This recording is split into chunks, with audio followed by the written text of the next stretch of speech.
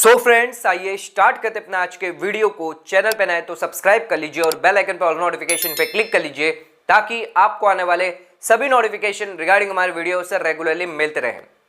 GST में होने वाले बहुत बड़े चेंजेस जो है वो आज हम इस वीडियो के अंदर डिस्कस करने जा रहे हैं। जो यहाँ पर है registration, return, refund, advance ruling और पेमेंट रिगार्डिंग यहाँ पर जीएसटी पोर्टल पर बहुत ज्यादा चेंजेस हुए हैं in the month of May, July और अगस्त। जो लेटेस्ट यहाँ पर फंक्शनलिटी यहाँ पर रिलीज करी गई है जीएसटीएन टीम की तरफ से, उसे हम यहाँ पर आपके लिए लेके आए हैं। आज के इस वीडियो के अंदर हम इन 5 हेड के बारे में डिस्कस करेंगे जो यहाँ पर चेंजेस हुए हैं।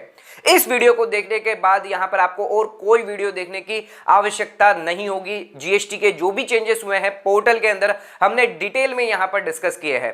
तो वीडियो में एंड तक जरूर बने रहिएगा और वीडियो को लाइक और सब्सक्राइब जरूर करिएगा और चैनल पे नए हैं तो जरूर सब्सक्राइब करिएगा और ज्यादा ज्यादा शेयर जरूर करिएगा। तो आइए स्टार्ट करते अपने आज के वीडियो को और जानते हैं क्या क्या यहाँ पर जीएसटी में चेंजेस किए गए हैं। तो आइए स्टार्ट करते अपने वीडियो को और बात कर लेते हैं जीएसटी पोर्टल पर रजिस्ट्रेशन में क्या क्या चेंजेस किए गए हैं। तो यहाँ पर 4 मेजर चेंजेस यहाँ पर किए गए हैं। सबसे पहले बैंक अकाउंट को यहाँ पर वैलिडेशन किया है सभी टैक्स पेयर के लिए। दूसरा यहाँ पर जो है टैक्स पेयर के लिए अब ट्रेड नेम यहाँ पर आप मल्टीपल ट्रेड नेम यहाँ पर आप ऐड कर सकते हैं। उसी के साथ साथ अगर आप एडवांस रूलिंग के लिए एप्लीकेशन करते हैं तो यहाँ पर अब आपको मैंडेटरीली मोबाइल नंबर देना होगा और यहाँ पर कोर अमेंडमेंट लिंक जो है वो एनेबल कर दिया गया है। आइए थोड़ा सा इसको डिटेल में समझते हैं। तो सबसे पहला पॉइंट हमारा है जो यहाँ पर बैंक अकाउंट वैलिडेशन करना। तो अब जो है यहाँ पर बैंक के करेक्टनेस को देखते हुए या फिर यहाँ पर जो वेरीफाई यहाँ पर डिपार्टमेंट कर सकती है, आपके पैन कार्ड की डिटेल जो है वो मैच होनी चाहिए आपके बैंक की डिटेल से। तो उसी के लिए यहाँ पर जो वैलिडेशन वो यहाँ पर एनेबल कर दिया गया है for new registration tax payer के लिए, या फिर अगर कोई टेम्पररी आईडी क्रिएट करना चाहता है तो उन लोगों के लिए बेस्ड ऑन यहाँ पर जो भी सीबीडीटी के पास जो डाटाबेस अवेलेबल है उस बेसिस पर यहाँ पर आपका वैलिडेशन किया जाएगा। उसी के साथ साथ यहाँ पर जो है आप स्टेटस भी जो है वैलिडेशन का जो स्टेटस है वो यहाँ पर आप चेक कर सकते हैं। न्यू रजिस्ट्रेशन के लिए और टेम्पररी आईडी होल्डर के लिए दोनों के लिए यहाँ पर अवेलेबल कर दिया गया है डैशबोर्ड पे। एंड यहां पर अगर जो टैक्स पेयर है, जो रजिस्ट्रेशन टैक्स पेयर है और जो टेम्पररी आईडी होल्डर है, उन्हें अगर वेरीफाई भी करना है बैंक अकाउंट स्टेटस, तो यहां पर जो है वो प्रोफाइल में जाकर क्विक लिंक के अंदर जाकर वो यहां पर बैंक अकाउंट स्टेटस जो है चेक कर सकते हैं। अब आ जाते हैं हमारे दूसरे पॉइंट पे। दूसरा पॉइंट है हमारा यहाँ पर trade name, multiple trade name अब यहाँ पर आप ऐड कर सकते हैं कोर अमेंडमेंट फील्ड में जाकर। पहले यहां पर जो ट्रेड नेम आप सिंगल ट्रेड नेम ऐड कर सकते थे जो नॉर्मल टैक्स पेयर है, अगर कोई नया रजिस्ट्रेशन लेता है या फिर अगर आप रजिस्ट्रेशन के बाद अगर कोर अमेंडमेंट करते हैं तो उस केस में सिर्फ सिंगल ट्रेड नेम आप डाल सकते थे। बट अब जो है यहां पर फंक्शनलिटी यहां पर चेंज कर दी गई है। अब यहां पर जो है आप 9 एडिशनल 9 ट्रेड नेम यहां पर आप ऐड कर सकते हैं कोर अमेंडमेंट फील्ड में जाकर सिंगल रजिस्ट्रेशन के लिए। तो यहां पर ध्यान रखिएगा, यहां पर आप सपोर्टिंग डॉक्यूमेंट यहां पर ऐड कर सकते हैं। उसी के साथ साथ 5 MB का यहां पर डाटा दिया गया है जहां पर आप अपने डॉक्यूमेंट ऐड कर सकते हैं। ये दोनों फील्ड यहां पर अभी आपके लिए ऑप्शनल रखी गई है। अब आ जाते हैं, बात कर लेते हैं अपने थर्ड पॉइंट की जो है एडवांस रूलिंग रिगार्डिंग। अगर कोई नया रजिस्ट्रेशन नया एप्लीकेंट है, वो यहां पर एडवांस रूलिंग के लिए एप्लीकेशन करता है तो उसे यहां पर मैंडेटरीली मोबाइल नंबर देना जरूरी है ताकि अगर कोई सब्सिक्वेंट कोई प्रोफाइल में एडिट करना हो तो यहां पर पॉसिबल हो पाए। अब आ जाते हैं अपने फोर्थ पॉइंट पर। तो यहां पर एनेबल कर दिया गया है कोर अमेंडमेंट लिंक को अगर आपका बैंक अकाउंट अपडेशन फेल्ड हो जाता है तो यहां पर अगर टैक्स पेयर है जो न्यू रजिस्ट्रेशन है, आफ्टर पोस्ट रजिस्ट्रेशन के बाद यहां पर अपना बैंक अकाउंट आपको अपडेट करना होता है, जिसके वजह से यहां पर आप फेल हो चुके हैं, with in the specified time period के अंदर आपने अपडेट नहीं कराया, तो पहले यहां पर टैक्स पेयर को कोर अमेंडमेंट यहां पर बैड कर दिया गया था, यानी आप कोर अमेंडमेंट यहां पर नहीं कर सकते थे। बट कुछ सिनारियोस यहां पर ऐसे देखे गए हैं जहां पर अगर आप अपडेट करना चाहते हैं बैंक अकाउंट डिटेल को एंड यहां पर आप नॉन कोर में जाकर अपडेट करते हैं तो उस केस में यहां पर जो नेम में यहां पर अपडेशन जो सीबीडीटी के डाटाबेस पर यहां पर कुछ फर्क आने की वजह से यहां पर आपका बैंक अकाउंट अपडेट नहीं होता। तो यहां पर उस चीज को हैंडल करने के लिए अब कोर अमेंडमेंट लिंक को यहां पर ओपन कर दिया गया है, यानी एनेबल कर दिया गया है उन टैक्स पेयर के लिए, उन नए रजिस्ट्रेशन के लिए जहां पर उनका बैंक अकाउंट अभी भी पेंडिंग है यहां पर अपडेट होना। तो ये एक और चेंजेस यहां पर लेटेस्ट किया गया है। अब आ जाते हैं अपने नेक्स्ट यहां पर रिटर्न के अंदर क्या क्या चेंजेस किए गए हैं जीएसटी पोर्टल पर। तो रिटर्न है यहां पर जीएसटीआर 4 एनुअल रिटर्न, उसी के साथ साथ जीएसटीआर 3B, जीएसटीआर 1 और जीएसटीआर 9 के अंदर जीएसटी पोर्टल पर यहां पर बहुत सारे चेंजेस किए गए हैं। आइए एक एक करके हम समझते हैं क्या क्या यहां पर चेंजेस मेजर किए गए हैं। अब आ जाते हैं, बात कर लेते हैं सबसे पहले जीएसटीआर 4 के बारे में। तो यहां पर एनुअल रिटर्न अगर आप कंपोजिशन स्कीम ऑप्ट करते हैं एंड यहां पर आपको जो है एनुअल रिटर्न यानी जीएसटीआर 4 यहां पर फाइल करना है फ्रॉम फाइनेंशियल ईयर 19-20 ऑनवर्ड से। बहुत सारे ऐसे सेवरल टैक्स पेयर है जिन्होंने यहां पर जीएसटीआर 4 फाइल करते वक्त कुछ गलतियां कर दी, जैसे कि उन्होंने यहां पर टेबल नंबर 6 के अंदर डिटेल फिलअप करनी रह गई, जिस वजह से यहां पर जो उन्होंने टैक्सेस पेड किए थे सीएमपी 08 से, वो एक्सेस टैक्सेस जो है वो पेड हो गए हैं एंड वो यहां पर क्रेडिटेड कर दिए गए हैं नेगेटिव लायबिलिटी में। तो यहां पर इस चीज को सुधारने के लिए टैक्स पेयर ऐसी गलती ना करे तो एक वार्निंग मैसेज अब यहां पर जीएसटीआर 4 में आपको मिलेगा, जिसके अंदर table number 4A and table number 4B और उसी के साथ साथ टेबल नंबर 6 है जो आउटवर्ड सप्लाई रिलेटेड है, वो यहां पर आपको फिलअप करने के लिए कहेगा। एंड यहां पर एक रिकंसिलेशन स्टेटमेंट का मैसेज भी आपको दिखाया जाएगा, जहां पर आपको रिकंसिलेशन करके दिखाएगा अगर कोई डिफरेंस है या नहीं है टेबल नंबर 5 और टेबल नंबर 6 के अंदर।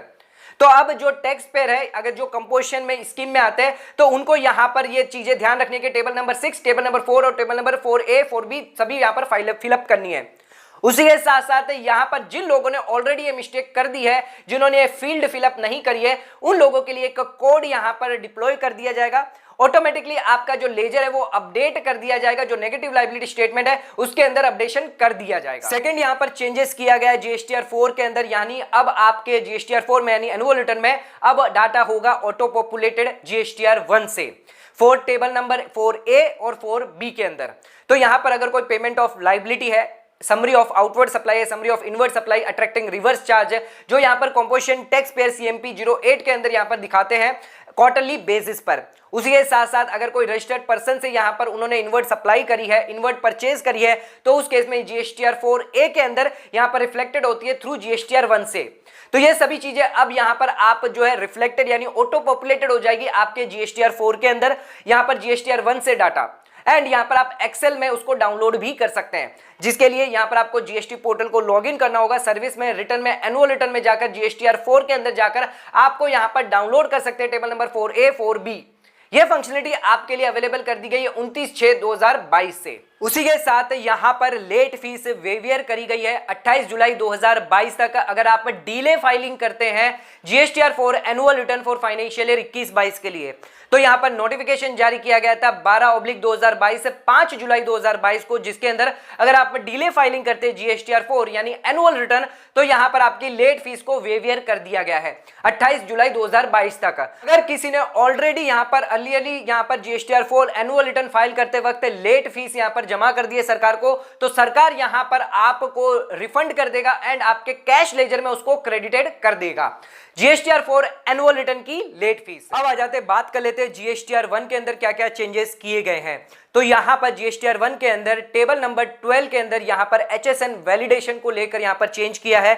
अगर आपका aggregate annual turnover more than 5 crore है तो यहां पर टैक्स पेयर को डिक्लेयर करना है HSN wise summary for outward supply के लिए टेबल नंबर 12 जीएसटीआर 1 के अंदर, जो यहां पर टर्नओवर बेसिस पर आपको करना है।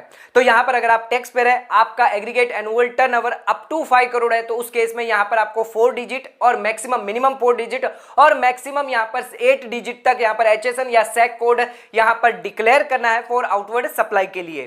ध्यान रखिएगा अगर आपका एग्रीगेट एनुअल टर्नओवर 5 करोड़ से ज्यादा है तो उस केस में यहां पर आपको 6 डिजिट और 8 डिजिट यहां पर डिक्लेयर करना है। उस केस में यहां पर आपको जो है B2B सप्लाई और B2C सप्लाई दोनों के लिए करना है। अगर 5 करोड़ तक है तो सिर्फ आपको B2B सप्लाई के लिए ही यहां पर जो है डिक्लेयर करना रहेगा। उसी के साथ यहां पर जीएसटीआर 1 के अंदर एक और यहां पर चेंज किया गया है, वो है स्लैब रेट को लेकर।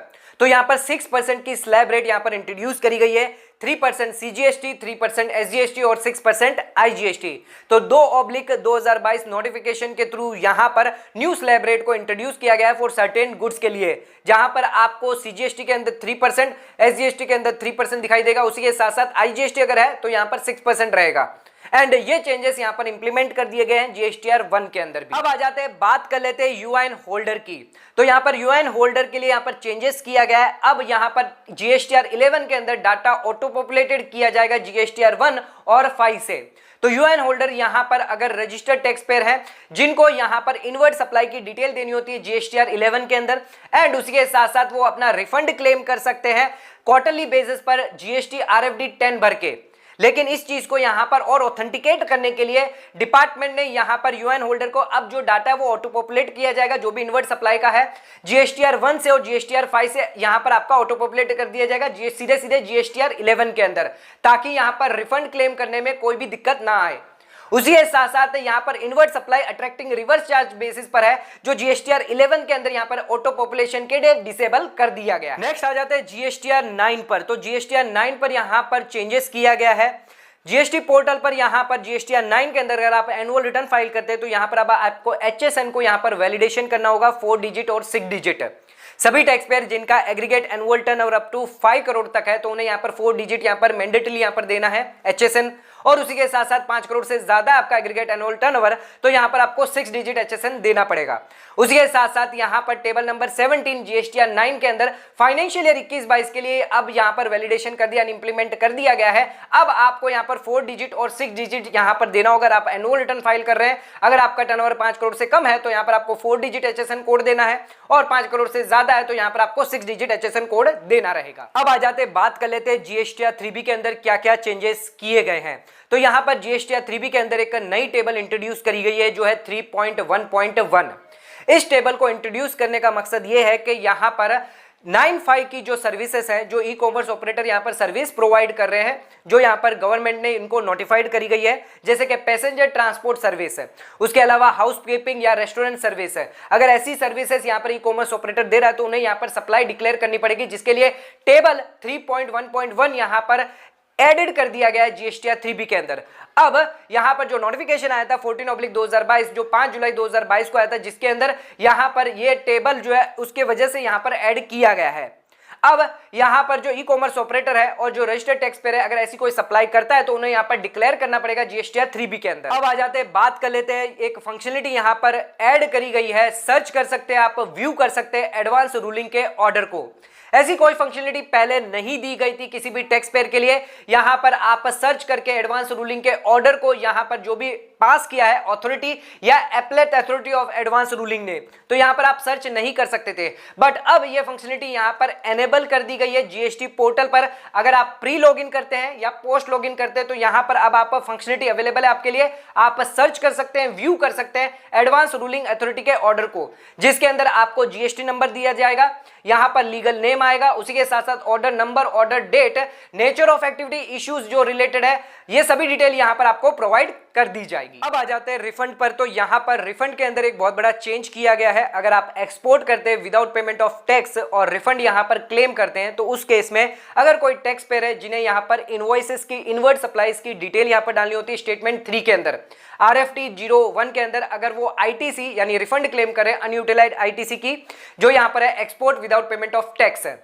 तो यहां पर जो सर्कुलर आया था 125 जो सर्कुलर था, जिसके अंदर साफ साफ दिया गया था जो एक्सपोर्ट वैल्यू है जो शिपिंग बिल के अंदर दी गई है, उसके अंदर यहां पर डिफरेंसेस है, जो वैल्यू यहां पर डिक्लेयर करी गई है टैक्स इनवॉइस के अंदर। तो जो दोनों में से जो वैल्यू होगी, एक्सपोर्ट वैल्यू होगी या टैक्स इनवॉइस के अंदर जो टैक्सेबल वैल्यू है, इनवॉइस वैल्यू है, तो दोनों में से जो लोअर होगी उसको यहां पर कंसीडर किया जाएगा यहां पर रिफंड के लिए, export without payment of tax के लिए।